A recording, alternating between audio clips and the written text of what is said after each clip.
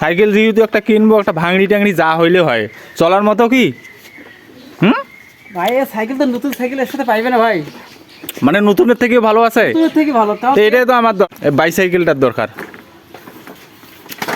কি অবস্থা আছে মোটর সাইকেলটার? কি চেন টেন আছে নাকি? চাকা চেন সব তো ঠিকই আছে। কে দিল ভাই এই সাইকেলটা? ওই প্রাইমারি স্কুল ম্যাডাম।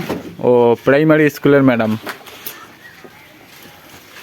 ছোট বাচ্চার সাইকেল তো আমার নিয়ে লাভ নাই।